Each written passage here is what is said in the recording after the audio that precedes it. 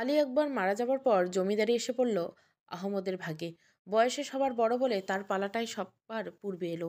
সবসময় চুপসে থাকা আহমদও এখন অহংকারী হয়ে গেলেন। ভাইয়ের এখন কাণ্ড কারখানা দেখতে দেখতে মাহমুদ ও হ্যাঁ দুজনে বিস্মিত। শক্তি সামর্থ্যের দৌলতে মানুষ চোখের পলকে বদলে যায়। আহমদের ক্ষেত্রেও তার বিপরীত হলো না। ছোট দুই ভাইয়ের উপর হুকুম দিয়ে দিয়ে অভ্যস্ত সে। দুই ভাই এখন তার সর্বক্ষণের চোখের বিষ। উমা আর পারিজা দুষ্টু মিষ্টি সম্পর্কটা কেমন যেন বদলে গেল। উমা দামি শাড়ি আর গহনাতে নিজেকে মানানসই করে তুলল। উমার সবচেয়ে পছন্দের কাজ হলো নিজের স্বামীর বেশি রোজগারের ফসল হিসেবে দিন দুয়েক পর পর গহনা বানানো। পারিজা আর মেজ বউকে কথা শোনানো। উমার অহংকারে পা মাটিতে পড়ছে না। উমার বদ মেজাজের ভিড়ে মেজ বউ আর পারিজা দুজনেই উমার কাছ থেকে দূরে থাকে। ওয়াহেদের গাত্রান্ড খাটুনি খাটতে হয়। পারিজার সঙ্গে বর্তমান ওয়াহেদের কোনো মনোমালিন্য, কোনো ঝগড়াঝাটি নেই। ঝামেলা বলতে গেলে উমা আর আহমদ দুজনে কড়া মেজাজের বাড়িতে থাকা দেয়। সুগন্ধা নিজেকে অনেকটা গুটিয়ে নিয়েছে, নিজের মতো থাকে সারাদিন। খাওয়া দাওয়ার মাঝে মধ্যে পাড়াপড়শির সঙ্গে একটু কথা বলে। এছাড়া তেমন একটা নিচে নামতে দেখা যায় না তাকে। মাহমুদ বেশ শান্ত থাকে আজকাল। আগের মতো বদমেজাজ দেখানোর সুযোগ নেই। আহমদ নিজের ভাইয়ের দোষ ছাড়তেও রাজি না। কিছুতেই কিছু হলে অকথ্য ভাষায় গালাগালি। বলি কি ছোট বউ, তোমার কি কাজে হাত লাগাতে ইচ্ছে করে না, নাকি পটের বিবি বসে খাবে? পারিজা বিরক্ত হয়ে পিছু ফিরল। উমা রান্নাঘরের সামনে বসে বসে পারিজাকে গালমন্দ করছে। ভেতরে মেজো বউ একা একা কাজ করছে। পারিজা রান্নাঘরের দিকে এগিয়ে গিয়ে বলল, কেন, বাড়িতে কি শুধু আমরা দুজন বউ? উমা রাগে চোখ লাল করে বলল, তুমি কি আমাকে উদ্দেশ্য করে কথাটা বললে ছোট বউ? আমি কি ঝি নাকি? সারাদিন কাজ করে করে হাড় খোয়াতে পারবো না আমি। তোমাদের কাজ তোমরা করো গিয়ে। পারিজা রান্নাঘরে গিয়ে মেজ বউয়ের হাত ধরে বেরিয়ে এসে বলল, তাহলে আজ এভাবেই থাকলো। আমরা বাড়িতে ঝিগিরি করতে আসিনি। বাড়িতে বউ তিনজন, সবাই মিলেমিশে হাতে হাতে কাজ করতে হবে।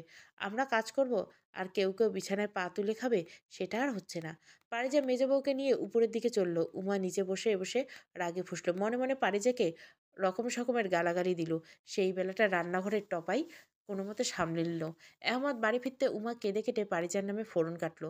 আহমদ ওয়াহেদকে ডেকে নিজের রাগ ঝাড়ল। ওয়াহেদ একেবারে চুপ ছিল তা না, যতটুকু পেরেছে সে জবাব দিয়েছে। পারিজা শেষে সেখানে উপস্থিত হয়ে আহমদকে উদ্দেশ্য করে বলে, আগে জানতাম মেতে মেতে ঝগড়া হলে চুলোচুলি হয়। এখন দেখছি আপনিও মেয়েদের খাতায় নাম লেখালেন দাদা। তবে আপনাদের জন্য দুঃখ লাগছে, চুলোচুলি করার মতো অত লম্বা চুল আপনাদের নেই। এখন হাতের নখ দিয়ে আশ্রাশ্রি করুন। কখনো আমাদের মতো লম্বা চুল হলে তখন না হয় চুলোচুলি করবেন। পারিজার কথায় পরিবেশ পুরো ঠান্ডা। আহমদ লজ্জায় ঘরে গিয়ে মুখ লুকেছেন। ওয়াহেদ আর মামুদ পারিজার কথা শুনে বাইরে গিয়ে হাসাহাসি করছে। পারিজা রাতে ঘুমানোর আগে ঘরে আসলো। পানির পাত্রটা যথাযথ স্থানে রেখে বসতে ওয়াহেদ পেছন থেকে জড়িয়ে ধরল। পারিজা তপ্ত নিঃশ্বাস ফেলে চোখ বুঝলো। ওয়াহেদ শান্ত গলা বলল, তুমি একবার আমাদের বাড়িটাকে জাহান্নাম বলেছিলে পারিজা। আজ মনে হচ্ছে বাড়িটা আসলেই জাহান্নাম। কোথাও এক ফোঁটা শান্তি মাত্র নেই। হতাশা অশান্তি যেন কাটছে না। তোমার আম্মাকে বলেছিলাম তোমায় কখনো অভাবে অনটনে রাখবো না। তোমার জন্য আমি কিছুই করতে পারলাম না পারিজা। মৃত্যুর পর আমি কি জবাবদিহি করব? কষ্ট ছাড়া আমি কি তোমাকে কিছু দিতে পেরেছি? পারিজা দীর্ঘশ্বাস ফেলে ওয়াহেদের কাঁধে মাথা রাখলো। ওয়াহেদ ভালো ব্যবহার, সুন্দর আচরণ, মিষ্টি ভাসিতা, এটুকুই তার ছিল। এটুকু আজ সে পেয়ে গেছে। মনে মনে বেশ কিছুদিন আগে সে ওয়াহেদকে ক্ষমা করে দিয়েছে, কিন্তু সেটা মুখে প্রকাশ করেনি। ওয়াহেদের প্রতি দুর্বলতা পারিজার আগের থেকে ছিল, কিন্তু ওয়াহেদ খারাপ ব্যবহার ওয়াহেদকে তার থেকে দূর করে দিয়েছে। বাড়িতে খবরের কাগজ এলে আরেকটা চিঠি এলো। টপা চিঠিটা বরাবরের মতো শাড়ির আঁচলে লুকিয়ে রাখলো। কেউ দেখে ফেললে পারিজাতের গুষ্টিপিণ্ডি চটকাবে। পারিজার হাতে চিঠি পৌঁছাতে পারিজা সেটা খুলে দেখলো। এর মধ্যে তৃণলতা তাকে বহুবার চিঠি লিখেছেন। পারিজা চিঠির উত্তর হিসেবে বহুবার চিঠি লিখেছেন নিজের মাকে, কিন্তু পারিজা নিজের শ্বশুরবাড়ির কোনো খবর আজ অবধি নিজের মা তৃণলতাকে জানায়নি। এই বাড়ির গুটি কয়েক মানুষ তাকে পছন্দ করে, বাকিরা সবাই পারিজাকে শত্রুর নজরে দেখে। পারিজা তৃণলতাকে এসবে জানাতে চায় না। ছোটবেলা থেকে বহু কষ্টে মা তাকে মানুষ করছেন। এখন এই বেলা সে মাকে এসব বলে কষ্ট দেওয়াটা বেমানান। সুখের ভাগটুকু সবার থাক, দুঃখের অংশটুকু শুধুমাত্র পারিজার নিজের। পারিজা দক্ষিণের ঘরটার ব্যালকনি থেকে নিচের দিকে উঁকি দিল। এই ঘরটায় কেউ থাকে না। বাড়িতে কোনো অতিথি এলে এই ঘরটায় থাকতে দেওয়া হয়। তাছাড়া এই ঘরটা সচরাচর খালিই পড়ে থাকে। খোলা বারান্দায় দমকা হাওয়া পারিজার নিথর হয়ে দাঁড়িয়ে রইল। আম্মার কথা আজ খুব মনে পড়ছে। বিয়ের পর থেকে একটা বারও দেখা হলো না। মেয়ের সংসারে অশান্তি হবে ভেবে তৃণলতা একবারও মেয়ের সঙ্গে দেখা করতে আসেনি। হালকা সবুজ রঙের শাড়ি পরে হেঁটে যাচ্ছে তৃণলতা। শাড়ির আঁচলে চাবি ছাড়া বাঁধা। পারিজা আনন্দের চোখ বুঝল। আবারও পর মুহূর্তে প্রচণ্ড দুঃখ হলো পারিজার। আম্মার কেন সুন্দর একটা সংসার হলো না? সারা জীবন তৃণলতা পারিজাকে সংসারের ধর্মকর্ম শিখেছে, কিন্তু আদতে তিনি নিজে কখনো সংসার করতে পারেননি, স্বামী সোহাগে হতে পারেনি। এর চেয়ে বড় দুঃখ আর কী হতে পারে? স্বামীর মতো মানুষটা তাকে বিক্রি করে দিল সামান্য টাকার লোভে। হায়রে মানুষরূপী অমানুষ! সঙ্গী হারিয়ে সুগন্ধা বড্ড একা হয়ে গেছে। আলী আকবরের মৃত্যুর পর 2 বছর পেরিয়েছে। একদিকে একাকিত্বের জ্বালা, অন্যদিকে উমার কটু কথা। পারিজাকে যেভাবে তিনি উঠতে বসতে কথা শুনেছেন, উমাও সেভাবে নিজ শাশুড়িকে কথা শোনায়। খাওয়ার খটা, কাজের খটা, সব কিছুতে সুগন্ধার দোষ ধরে উমা। উমার বেলাও যে সুগন্ধা কম করেছেন তা কিন্তু নয়। উমা ভালো ঘরের মেয়ে, কিন্তু শ্বশুরবাড়িতে সংসার করতে হলে কথা তো শুনতে হবে। তাই হয়তো এই বেলায় সে সব কিছু কড়াইগন্ডে শোধ তুলছে উমা। সুগন্ধা আজকাল একা একা কি যেন বিড়বিড় করে। কোনো মানুষ দেখলে রেগে যায়, চিৎকার চেঁচামেচি করে। সবাই একটু দূরে দূরেই থাকে সুগন্ধা থেকে। ভর দুপুরের টপা ছাদে বসে বসে কুলের আচার খাচ্ছে। পারিজা শালের আঁচলে কোমর গুজে তারপর উপরে এলো। টপা পারিজাকে দেখে কুলের আচার খেতে সাধলো। পারিজা একটু মুখে নিয়ে বলল, কি ব্যাপার, এত উদাস হয়ে বসে আছো? টপা কুলের আচার খেতে খেতে বলল, কি আর বলবো, বড় আম্মা কখনো এত কথা আমায় বলেনি। উঠতে বসতে বড় ভাবি এটা সেটা বলে খটা দেয়। আমি তার কোন পাকা ধানে মই দিয়েছি? কাজ করতে করতে গায়ে গতরে আর কিছুই নেই, তবুও রোজ শুনি আমি নাকি কাজ করি না। তাহলে রোজ রোজ এত থালা বাসন কাপড় চোপড় কি আমার ভূ দেশে কেচে দিয়ে যায়? পারিজা টপার কথা শুনে মুচকি হাসলো, হেসে বলল, সে তো কত কিছুই বলে, এত কথা ধরো না। বাবা মারা যাওয়ার পর থেকেই তো এসব শুরু হয়েছে। বড় দাদা উমা দিদি আগে এরকম ছিল না, কে জানে এখন কি হয়েছে। টপা পারিজার কথার উত্তর বলল, শাশুড়ি ভূত এখন বউয়ের ঘাড়ে চেপেছে। এতদিন বড় আম্মা আর এখন বড় ভাবি, বউ শাশুড়ি বলে কথা। পারিজা আর টপা দুজনে হেসে উঠল। টপা পারিজাকে আবার প্রশ্ন করলো, তোমার মা কেমন আছে ছোট ভাবি? পারিজা টপার দিকে তাকিয়ে বলল, এই তো ভালো আছেন। টপা পারিজাকে বলল, আর ছোট ভাই তোমার সঙ্গে এখনো খারাপ ব্যবহার করে নাকি ঠিকঠাক? পারিজা টপার কথার জবাব বলল, না সেরকম কিছু না, আছি আমরা ভালো। টপার কথা বহর যেন ফুরাচ্ছে না। পারিজাকে কোনো কথাই বলতে না দিয়ে নিজেই পারিজাকে বলল, তোমাকে দেখে বেশ কিছুদিন যাবৎ সন্দেহ হচ্ছে ছোট ভাবি, তোমার কিছু হবে টবে নাকি? পারিজা লজ্জা পেয়ে মাথা নাড়ল। টপা হেসে বলল, ছোট ভাই জানে? বলছো ওনাকে?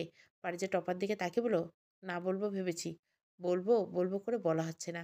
কাজের জন্য তোমার ভাইয়ের অবস্থা দফারফা, তাই আর বলা হচ্ছে না। টপা মুচকে হেসে বলল, জানিয়ে দেখো, ছোট ভাই খুশি হবে অনেক।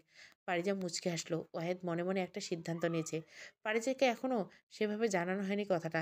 এই ভাইয়ে ভাইয়ে দ্বন্দ্বে ওয়াহেদ আর ভালো লাগে না। ওয়াহেদের বাবা আলী আকবরের মৃত্যুর পূর্বে সবার নামে জমিজমা লিখে রেখে গেছেন। সেই সূত্রে ওয়াহেদের নামে কিছু জমি বরাদ্দ আছে। ওয়াহেদ ইচ্ছে সেই জমির একটা বাড়ি তুলবে। এই বাড়িতে আগের মতো আর ভালো লাগে না। আহমেদ আর আহমেদের বউয়ের কাণ্ড দেখলে ওয়াহেদের নিজের মাথার বাড়ি মারতে ইচ্ছে করে। সবসময় মহারাজাদের মতো হুকুম জারি করে বেড়াচ্ছে। মনে হচ্ছে একটা বন্দি খাঁচায় হয়ে গেছে ওয়াহেদের জীবনটা। পারিজা পারিজা ওয়াহেদের গলার স্বর শুনে পেছনে ফিরল। ওয়াহেদ আমতা আমতা করে পারিজাকে বলল, বাবা আমার নামে জমি রেখে গেছে পারিজা, তুমি তো বাড়ির অবস্থা জানোই। চলো আমরা আলাদা হয়ে যাই। আমাদের জমিতে আমরা বাড়ি করব, ওখানেই থাকবো আমরা। রোজ রোজ এত অশান্তি আর ভালো লাগে না। পারিজা ওয়াহেদের দিকে তাকিয়ে শক্ত গলা বলল, নিজের চিন্তা ছাড়ো। তুমি কি কিছু ভাবতে পারো না ওয়াহেদ? তোমার আম্মার অবস্থা একবার দেখেছো তুমি? প্রাণ যায় যায় অবস্থা। উমা দিদির ব্যবহার তো তুমি নিজেই দেখেছো। এই অবস্থায় আমরা যদি সব ছেড়ে চলে যাই তাহলে আম্মার কি হবে ভেবেছো? বাবা নেই তো কি হয়েছে, আম্মা কি মরে গেছে? ওয়াহেদ মাথা নিচু করে বলল, এত কিছু ভেবে বলি নেই, এই এমনি এমনি এসেছিল তাই বলেছি। পারিজা মাথায় চিরুনি কাটতে কাটতে বলল, সেই তো, এমনি মনে যা আসে তাই বলে ফেলো। এক বাচ্চার বাপ হবে, তার মুখে এই অবস্থা, কোনো লাগাম নেই মুখে। ওয়াহেদ চমকে পারিজার দিকে তাকালো। পারিজা কিছু না দেখার ভঙ্গি করে চুলে চিরুনি কাটতে লাগলো। পারিজা তিনলতাকে চিঠিতে জবাব হিসেবে আরেকটা চিঠি লিখল, আম্মা তোমার মতো আমিও খুব শীঘ্রই স্বর্গসুখ লাভ করতে চলছি। তোমার মতো আমাকেও কেউ আম্মা ডাকবে। তোমাকে খুব দেখতে ইচ্ছে করে আম্মা। আমার তোমাকে খুব মনে পড়েছে আম্মা। পারিজা চিঠি টপার কাছে দিয়ে বলল, পারিজা মনে মনে ঠিক করলো সে ওয়াহেদকে একটা কথা বলবে। দীর্ঘদিন পারিজা নিজের আম্মা তিনলতার মুখটা একবারের জন্য দেখেনি। পারিজা ওয়াহেদকে বলবে তার ওয়াহেদ যেন তাকে তিনলতার কাছে রেখে আসে। পারিজা ওয়াহেদের কাছে নিজের অভিব্যক্তি প্রকাশ করতে ওয়াহেদ সাপ সাপ না করে দিল। পারিজা যখন রাগে ঘর থেকে বেরিয়ে যাবে তখনই ওয়াহেদ বলে উঠল, এত রাগ করো না লক্ষ্মীটি, তোমাকে রেখে আসবো তোমার আম্মার কাছে, কিন্তু এখন না, আরও কিছুদিন পরে। শুরুতে এত লাফাচাপা করলে কখন না কি হয়ে যায়। পারিজা ওয়াহেদের কথা শুনে চুপ হয়ে গেল। আরও কিছুদিন যাক, ওয়াহেদ অনুমতি দিক না দিক, পারিজা একাই যাবে আম্মার কাছে। কারো কথা শুনবে না সে। দিনলতা চিঠির মাধ্যমে নিজের মেয়েকে শুভেচ্ছা জানালো। চিঠিতে সে লিখেছে, আমি তোমার সুখ খবর পেয়েছি মা, দোয়া করব তোমার জন্য। তোমার কোল যেন একটা সুন্দর চাঁদের মতো সন্তান খেলা করে। আমারও দেখতে ইচ্ছে করে মা আমার। পারিজার ৭ মাস চলছে, কিছুদিন পর হয়তোবা তার কোল চাঁদের মতো সুন্দর একটি সন্তান আসবে। এই কয়েকদিন পারিজা বহুবার ওয়াহিদকে বলেছে তাকে তার মায়ের কাছে নিয়ে যেতে। ওয়াহিদ এটা সেটা বলে এড়িয়ে গেছে। শেষমেশ কাল রাতে চিৎকার চেঁচামেচি করে পারিজা ওয়াহিদকে বলেছে সে যদি পারিজাকে না রেখে আসে তবে পারিজা একাই চলে যাবে। শেষে বাধ্য হয়ে ওয়াহিদ পারিজাকে তার মায়ের নিকট রেখে আসতে হচ্ছে। পারিজা আস্তে আস্তে নামলো। নেমে বাড়ির সামনে গিয়ে দরজায় করাঘাত করলো। তিনলতা আনমনে দরজা খুলে বাইরে এলো। এসে প্রচণ্ড বিস্মিত হলো। তার সামনে তার একমাত্র কন্যা পারিজাত দাঁড়িয়ে। খুশিতে সুখে তার চোখে জল টলমল করতে শুরু করলো। পারিজা আনন্দে নিজের মাকে জড়িয়ে ধরল। পাশ থেকে ওয়াহিদ তৃণলতাকে বলল, আম্মা, ওকে দেখে রাখবেন, আপনার দায়িত্বে রেখে গেলাম। তৃণলতা ওয়াহিদের দিকে তাকিয়ে বলল, ভেতরে এসে বাবা। ওয়াহিদ ব্যস্ততার ভঙ্গি করে বলল, আরেকদিন আসবো আম্মা, আজ যেতে হবে। তৃণলতা ওয়াহিদকে আর জোর করলেন না। ওয়াহিদ চলে যেতে তৃণলতা নিজ কন্যার কপালে চুমু খেলেন। কতদিন পর তার হিরেমানিক রতন তার নিকটে ফিরে এসেছে। পারিজার চুলে তেল দিয়ে বিনুনি করে দিলেন তৃণলতা। পারিজা মায়ের সঙ্গে গল্প করতে করতে কথোপকথন বলেন, আমি না হয় সংসারের জন্য আসতে পারিনি, তুমি তো একটা বার আমায় দেখতে আসলে না আম্মা। তুমি জানো, এমন কোনো দিন নাই আমার তোমাকে মনে পড়েনি। তুমি ছাড়া আমার কে আছে আম্মা? তৃণলতা করুণ মুখ দৃষ্টিতে মেয়ের দিকে তাকালেন। মেয়েকে হয়তোবা তিনি মুখে কিছু বলতে পারবেন না। মেয়ের শ্বশুরবাড়িতে গেলে পূর্বের পরিচয় ফাঁস হবে। মেয়ের সংসারে নানারূপে অশান্তি হবে। মেয়েকে কষ্ট পেতে হবে। তাই ভেবে তিনি সেদিকে পা মারাননি। তৃণলতা মেয়ের গাল টিপে বললেন, মাগো, তুমি বিশ্বাস করো আর নাই করো, কত রাত তোমার জন্য কেঁদেছি আমি। আমার আল্লাহ আর আমি ছাড়া আর কেউ জানে না। আমি বাড়ি এসে শুনলাম তুমি এসেছিলে মাগো। আমার বুকে কত যে যন্ত্রণা হয়েছে। আমার সন্তান আমাকে দেখতে না পেয়ে ফিরে গেল, এই দুঃখ আমি কিভাবে ঘোচাবো? পারিজা তৃণলতার কোলে মাথা লাগলো। তৃণলতা পারিজার মাথায় হাত বুলিয়ে দিয়ে বলল, এখন তো মায়ের দুঃখ বুঝবে না, কয়েকদিন পর আসছে একজন তোমাকে জ্বালাতে, তখন বুঝবে মা হওয়া কাকে বলে। তুমি অবশ্য ছোটবেলায় খুব লক্ষ্মী ছিলে, সারাদিন আমার আঁচলে মুখ গুজে থাকতে, আমার সব কথা শুনতে। তোমার মতো 10টা সন্তান হলেও সেই মায়ের কোনো দুঃখ থাকবে না। পারিজা মায়ের কথা শুনে হাসলো। ওপাশে ঘরের বারান্দায় দাঁড়িয়ে পারিজা তৃণলতাকে প্রশ্ন করলো, এটা কি গাছ আম্মা? ফুলগুলো খুব সুন্দর। পারিজা গতকাল যখন এসেছিল তখন এই ঘরটা তালাবদ্ধ ছিল। এই ঘরে টাকা পয়সা দরকারি জিনিসপত্র রাখেন তৃণলতা। তাই এই ঘরটা তৃণলতার অনুপস্থিতিতে তালাবন্ধ থাকে। তাই আগেরবার এই ঘরের বারান্দায় থাকা গাছটি পারিজা দেখেনি। তৃণলতা পারিজার কথার জবাবে বলল, এটা পারিজাত ফুলের গাছ। পারিজা বিষম খেয়ে মায়ের দিকে তাকালো। তৃণতা হেসে বলল, তুমি যেদিন বিয়ে করে চলে গেলে এর পরের দিন আমি এই গাছটা এনেছি। আমার সবচেয়ে দামি জিনিস তুমি। তোমার মতো করে আমি এই গাছটাকে পরিচর্যা করছি। আমি তোমার নামকরণ করেছিলাম এই ফুলের নামে। পারিজাত ফুলের মতো তুমিও খুব সুন্দর মা। কোনো ভালো কাজের ফল হিসেবে তোমায় আমি পেয়েছি মা, কে জানে। পারিজা মায়ের কথা শুনে হাসলো। নিজের অনাগত সন্তানের জন্য পারিজা অপেক্ষারত। কখন তাকে কোলে তুলে আদর করবে, তার গালে চুমু খাবে, পারিজা সব ভেবে রেখেছে। পারিজা একবার চেয়েছিল নিজের সন্তানের জন্য নকশিকাঁথা সেলাই করতে, কিন্তু সকলেই মানা করেছিল। সন্তান ভূমিষ্ঠ হবার পূর্বে কোনো কিছু না করতে, তাই পারিজা আর কাঁথা সেলাই করেনি। তৃণলতা মেয়ের সঙ্গে গল্প করে সময় কাটান। কতদিন পর মেয়ের সঙ্গে কথা। চিঠিতে না হয় মনের কথাগুলো প্রকাশ করা যায়, কিন্তু নিজ চোখে চোখে চেয়ে দেখার আকাঙ্ক্ষা কি কমে? পারিজা ইচ্ছে করে এখানে চলে এসেছে। সন্তান ওখানে জন্ম দিলে তৃণলতা কখনোই তাকে দেখতে পেত না। কেউ এখানে আসতেও দিত না তাকে। বাচ্চাটা হলে তারপর বাড়ি ফিরবে পারিজা। এর আগে যা ইচ্ছে তাই হয়ে যাক। তৃণলতা পারিজাকে খাইয়ে দিতে দিতে বলল, সংসারের প্রতি মনোযোগ হয়ে হও মা। তোমার সংসার তুমি যেভাবেই করবে সেভাবেই সেটা টিকে থাকবে। তুমি অবহেলা করবে, যত্ন নিবে না, কেউ তোমাকে মনে করাবে না মা। কেউ তোমার পাশে থাকবে না। পারিজা টলমল চোখে চেয়ে রইল। তুমি তো সংসারে কত কিছু জানো আম্মা। জীবনে তোমার সঙ্গে কি খেলা খেললো, তুমি সংসারী হতে পারলে না কেন? তৃণলতা ঠোঁটের কোণ থেকে হাসির রেখাটা সরে গেল। অতীতের ভয়ঙ্কর স্মৃতির তাড়নায় খানিকটা ভরকে গেল। চিকচিক করা অশ্রুতে ভরে গেল চোখ দুটো। পারিজা খাবারের থালার সামনে থেকে উঠে গেল। ঘরে গিয়ে মনে মনে একটা প্রতিশ্রুতি দিল নিজের মনকে। সে আবার তৃণলতার বিয়ে দিতে চায়। হয়তোবা সমাজ সেটিকে ভালোভাবে মেনে নিবে না, কিন্তু তৃণলতার মনের আশা তো পূরণ হবে। লোকে তো কত কিছুই বলে, সব মনে রাখলে জীবন চলবে। পারিজা উঠে চলে যাবার পর তৃণলতা নিজের অতীতে ফিরে যায়। যেদিন তাকে দেখতে এসেছিল ছেলেপক্ষ, দরিদ্র বাবা মার মেশে। বাবা ধার করে বাজার করলেন। মা কয়েক পদ রাঁধলেন ছেলেপক্ষের জন্য। ছেলের নাম আজাউল। নিজের মাকে সঙ্গে করে নিয়ে এসেছিলেন সে। বলল বাবা শৈশবে মারা গেছিলেন। বিয়ের দিনক্ষণ ঠিক হলো। তৃণলতার বাবা মা খুব খুশি। এতদিনের বোঝা তারা ঘাট থেকে নামাতে পেরেছেন। তৃণলতা নিজেরও আজাউলকে বেশ মনে ধরেছিল। গোপনে গোপনে কত স্বপ্ন দেখেছিল সে। বিয়ে হলো, কিন্তু বিয়ের দিন রাতে আজাউল নিজের আসল রূপে ফিরে এলেন। তিনলতার ঘাড় ধরে পালঙ্কে ছুঁড়ে মারলেন, মুখে অকথ্য ভাষায় গালিগালাজ করলেন। তিনলতা হঠাৎ শুনতে পেল, আজাউল নারী।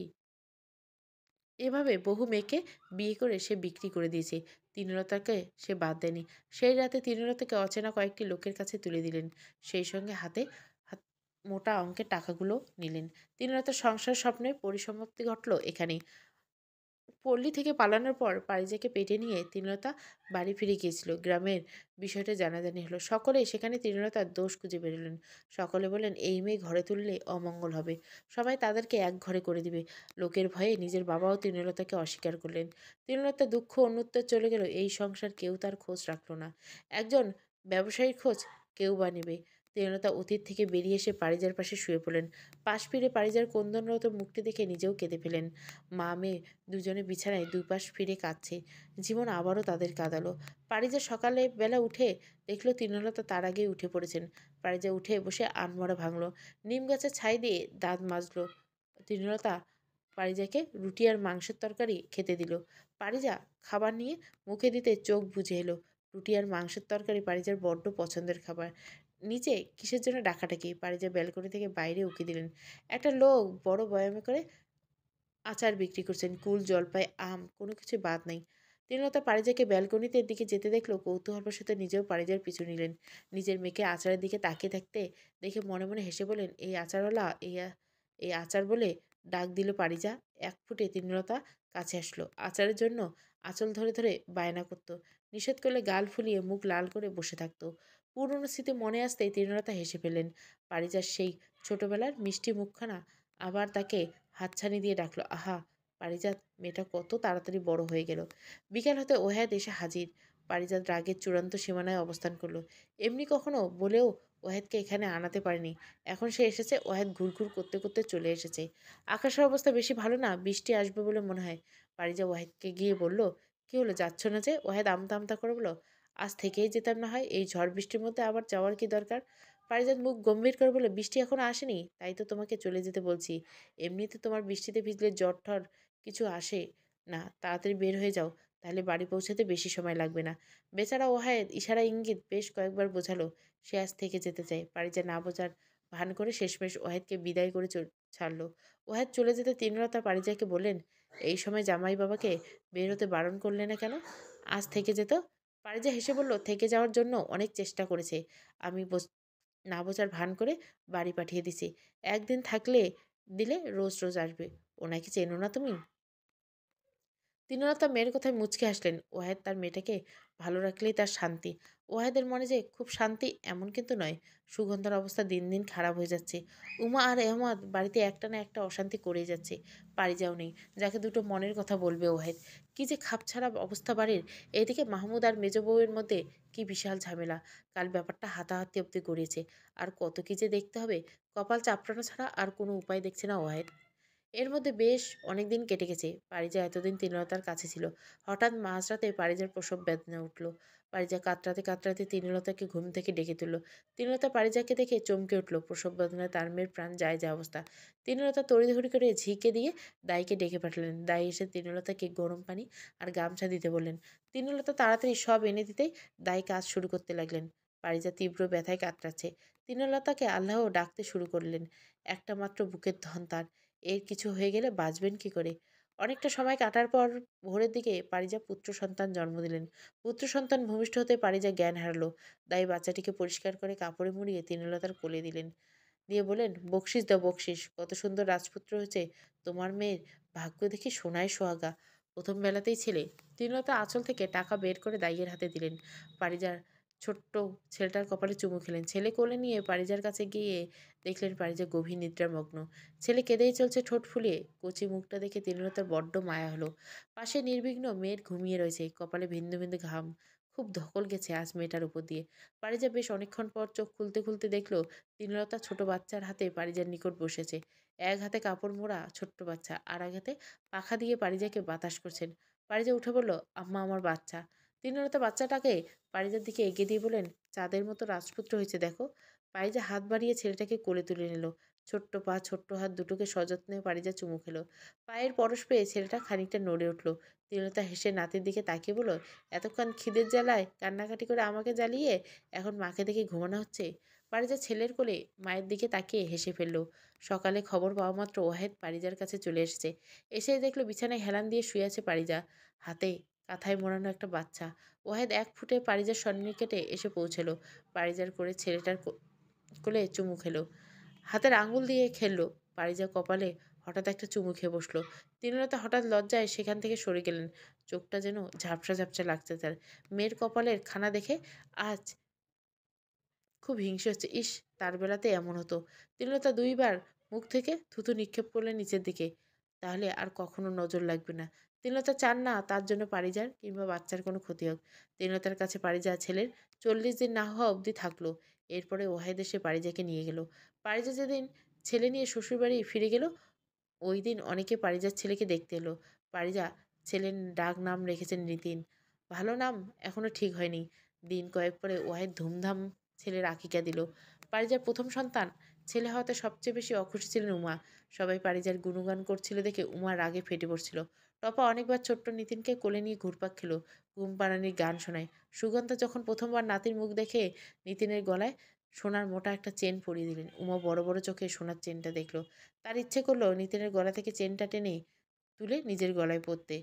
সময়ের গতিতে সময় চলে গেল। নিতিন তখন 5 মাসের। কোমরটা সবে শক্ত হয়েছে তার, একটু একটু করে বসতে পারলেও দাঁড়াতে পারে না। সুগন্ধার সন্ধ্যায় নিতিনের খুব ভাব। নিতিন বাড়ির কম বেশি সবার সঙ্গে ভাব। মিশুকে স্বভাবের হয় সবার কোলে ঝাঁপিয়ে পড়ে সে। সুগন্ধার কয়েকদিন যাবৎ খুব শরীর খারাপ, চোখে ঠিকমতো দেখতে পায় না, একা একা বিড়বিড় করে। পারিজের সঙ্গে সম্পর্ক অনেকটা আগের মতো। মুখে কিছু না বললেও মনে মনে দেখতে পারেন না। হঠাৎ শরীরের এই দুরবস্থা দেখে সবাই বুঝতে পারল সুগন্ধার হাতে সময় নেই। রোগে শরীরটা কুঁজো হয়ে গেছে, ঠিকঠাকভাবে দাঁড়াতে পারে না। খেতে গেলে হাত কাঁপে। শয্যাশয়ী এই অবস্থায় হঠাৎ তিনি পারিজাকে ডেকে পাঠালেন। পারিজা নিতিনকে টপার কাছে দিয়ে সুগন্ধার কাছে গেলেন।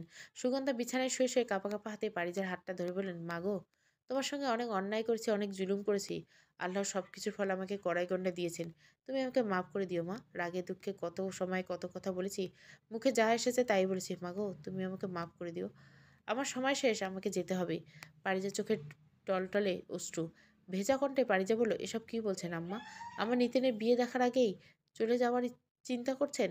আপনার কিচ্ছু হবে না আম্মা, আপনি ভালো হয়ে যাবেন। সুগন্ধা রুগ্ন মুখে বললেন, তোমার শ্বশুর চলে যাওয়ার পর জমিদারি আহমদের হাতে পড়ল। কোন অমানুষকে মানুষ করছি আমি। আমার স্বাদের সংসারটা তছনছ করে দিল আহমদ আর ওর বউ। খাওয়ার জন্য অবধি আমায় কথা শোনাতো। একসময় আমার রাজত্ব চলল এই বাড়িতে। সেই আমি ভিখারির মতো এই অবস্থায় পড়েছি। জীবন কাকে কোন পথে নেয়? তুমি আমাকে মাফ করে দিও মাগো, সব পাপের ফল তো পেয়েছি।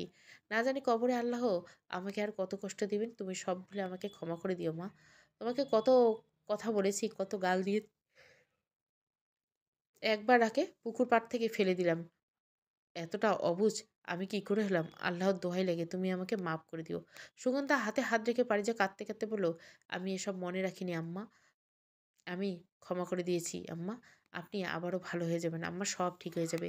এইটুকু বলে পারিজা অশ্রুভেজা দৃষ্টিতে ঘর থেকে চলে গেল। সত্যি বলতে পারিজার আর কিছু বলার মতো ভাষা নেই। অতি আনন্দে ভাষা হারিয়ে ফেলেছে সে। আজ পরম সুখ লাগছে তার।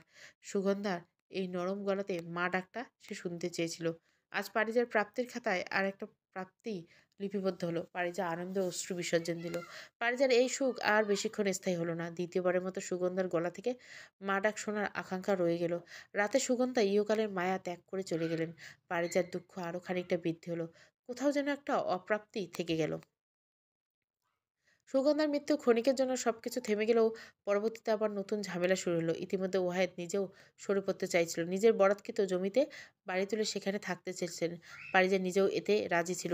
এখন কোনো ভিসিটর নেই এই বাড়িতেই, তাই এখানে থাকা যা না, থাকাও না। কিন্তু আহমদ এতে রাজি নয়। বড় জমিদারিতে ওই বাড়িতে 3টা ভাগ রয়েছে। নিজেদের মতো দেওয়াল তুলে নিল। ওয়াহেদ মামুদ দুজনে নিজের প্রাপ্য পেল। শেষে তারা আহমদের মতো একই পথ অবলম্বন করলো। বাড়ির ভেতরে নতুন করে সব রং হলো।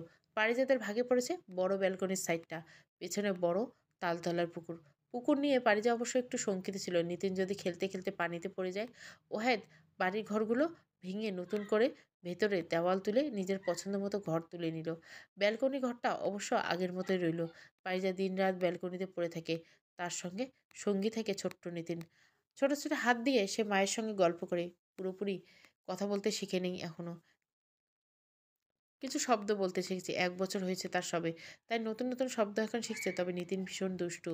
হাতের কাছে যাই পায় ব্যালকনি থেকে সবটা ফেলে দেয়। পারিজার আগে মাঝে মধ্যে বকা দিয়ে গাল ফুলিয়ে কেঁদে দেয়। পারিজার এখন ভীষণ একা একা লাগে। আগে কথা বলার মতো মানুষ ছিল। মেজ বউ ছিল, টপা ছিল। মেজ বউ এখন নিজ সংসারে ব্যস্ত। টপা সুগন্ধার মৃত্যুর কিছুদিন পরে কাজ ছেড়ে গ্রামে চলে গেছে। তৃণলতার সঙ্গে নিতিনের জন্মের পর আর দেখা হয়নি। মাঝখানে বেশ কয়েকবার চিঠি দেওয়া নেওয়া হয়েছে। এখন আর চিঠি দিয়ে আসার মতো লোক নেই। তাই পারিজা মাকে চিঠিও লিখে পাঠাতে পারে না। আগে টপা ছিল, সেই কাজটা খুব বিশ্বস্ত সহিত করেছে। এখন বলতে গেলে সেরকম কেউ নেই। ওহাদ সন্ধ্যার পর বাড়ি ফিরে। নিতিন ছোট্ট বাচ্চা, তারও কোনো ঠিক ঠিকানা নেই। এই খাওয়া তো এই ঘুম। পারিজা অনেকদিন আগে থেকে একটা কথা ভেবেছে, ওয়াহেদকে আর মুখ ফুটে বলার সাহস হয়নি। পারিজা সাহস নিয়ে ঘরে গিয়ে দেখলো ওয়াহেদ সবে হিসাবের খাতা খুলে বসেছে। নিতিন বিছানায় এলোমেলো হয়ে ঘুমাচ্ছে। পারিজা ঘরে গিয়ে বলল, ওয়াহেদ তোমার সঙ্গে কিছু কথা ছিল। বলবো বলবো করে আর বলা হচ্ছে না। ওয়াহেদ পারিজার দিকে তাকিয়ে বলল, বলো পারিজা। পারিজা ওয়াহেদ দিকে তাকিয়ে বলল, আম্মার এখন বয়স হয়েছে ওয়াহেদ, আমি আম্মাকে আমার কাছে রাখতে চাই। ওয়াহেদ নিজের কাজের দিকে যতটুকু মনোযোগ ছিল তা ছেড়ে বলল, তোমার আম্মা তুমি ভালো বুঝবে, আমি আর এসবে মাথা ঘামাতে চাই না। পারিজা ওয়াহেদের দিকে দৃষ্টি রেখে উঁচু গলায় বলল, আম্মাকে কালকে নিয়ে আসবো। ওয়াহেদ কিছুক্ষণ ভেবে ভাবুক দৃষ্টিতে তাকিয়ে বলল, আমি গিয়ে নিয়ে আসবো। মাকে পেয়ে আবার আমাকে ভুলে যেও না যেন। পারিজা মুচকে হাসলো।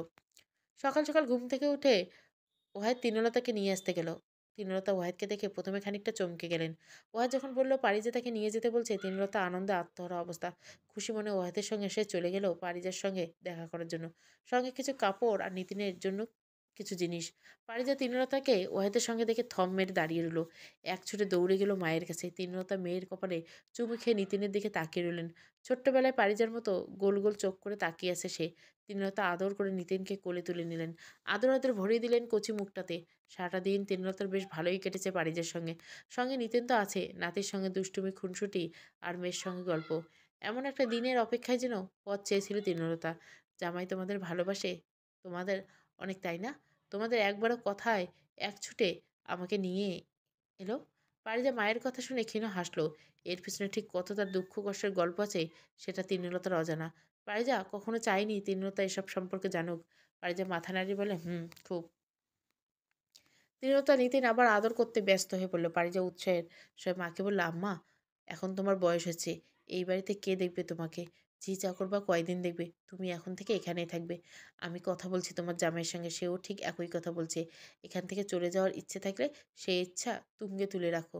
তোমায় আর আমি যেতে দিচ্ছি না। তৃণলতা মুখে কিছু বললেন না। মেয়ের পাশে বসে বসে ফুপিয়ে ফুপিয়ে কাঁদতে শুরু করলেন। পারিজা নানাভাবে সান্ত্বনা দিলে তৃণলতা মেয়ের কোলে মাথা রেখে কেঁদে ফেললেন। তিনি রত্নগর্ভা মেয়েটাকে সত্যিই মানুষের মতো মানুষ করে তুলতে পেরেছেন। বাড়ি যতই ভাগ হোক না কেন, ভাই ভাইয়ের সম্পর্ক এখন তেমনই। চায়ের দোকানে এখনও রোজ রোজ আড্ডা দেয় ওয়াহেদ আর মাহমুদ। আহমদ অবশ্য ব্যস্ত মানুষ, তার আবার এত সময় নেই। আজ কথার মধ্যে হঠাৎ মাহমুদ ওয়াহেদের উদ্দেশ্য করে তাচ্ছিল্যের সুরে সকলের সামনে বলল, ভাই আমার আজ এক মহৎ কাজ করে ফেলেছেন। তার নোংরা ব্যবসায়ী শাশুড়িকে আজ বরণ করে ঘরে তুলছেন। আমার ভাই কত মন নিয়ে চলাফেরা করেন, একই মনে বউ আর শাশুড়ি। উপস্থিত সকলে গলা তুলে হেসে ফেলল। ওয়াহেদ লজ্জায় সেই স্থান হতে প্রস্থান করলো। রাতে শোয়ার পূর্বে পারিজা বলল, আমি আম্মাকে এখানে কেন এনেছি তুমি জানো? ওয়াহেদ না জানার ভঙ্গিতে মুখ বাঁকি বলে, কেন? পারিজা ওয়াহেদের দিকে তাকিয়ে বলল, আমি আম্মার আবার বিয়ে দিতে চাই, যেখানে গিয়ে এসব ঝামেলা করা সম্ভব না। তাই এখানেই আম্মাকে নিয়ে এসেছি। ওহার চমকে ওঠার ভঙ্গিতে চিৎকার করে বলল, তুমি কি হিতাহিত জ্ঞান হারিয়েছ পারিজা? আমার নাম ডোবানোর ষড়যন্ত্র করছো তুমি? পাড়াতে ছিছি পড়েছে পারিজা। আমি আর কাউকে মুখ দেখাতে পারবো না। আম্মা এখানেই থাকছে থাকুক, তাতে আমার কোনো আপত্তি নেই। কিন্তু বিয়ের ব্যাপারটা একেবারে বাড়াবাড়ি হয়ে যায় পারিজা। পারিজা শক্ত বলে বলল, কেন বাড়াবাড়ি হবে? লোকে ছিছি কেন করবে? পুরুষ মানুষ দ্বিতীয়বার বিয়ে করতে পারলে নারীরা কেন পারবে না? আমি আমার আম্মার আবার বিয়ে দিব ওয়াহেদ। তুমি পাশে থাকো আর না থাকো। পারিজার কাছে যুক্তিতে হেরে গিয়ে চুপ হয়ে গেল ওয়াহেদ।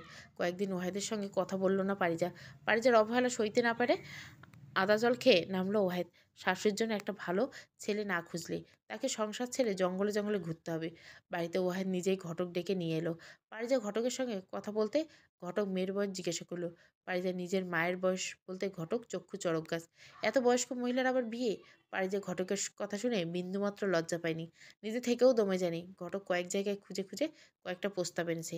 ওয়াহেদ পারিজার বলা মাত্র পারিজা পাত্রের সম্পর্কে জানতে চাইল। ওয়াহেদ বিস্তারিত খুলে বলল। দেখা গেল শেষে একটা পাত্রকে পারিজার পছন্দ হয়নি। ওয়াহেদ দিনের পর দিন চেষ্টা করেই যাচ্ছে। পারিজা নিজের সবটা দিয়ে আপ্রাণ চেষ্টা করছিল পাত্র যাচাই বাছাই করা। এসব থেকে সবচেয়ে দূরে ছিল তৃণলতা। তৃণলতা এসবের কিছুই জানে না। পারিজা নিজেই তৃণলতার কাছ থেকে সবটা গোপন করেছে। শেষে ঘটক একটা প্রস্তাব নিয়ে আসলেন। ভদ্রলোক বিপত্নিক, কিন্তু শিক্ষিত। একটা ছেলে আছে।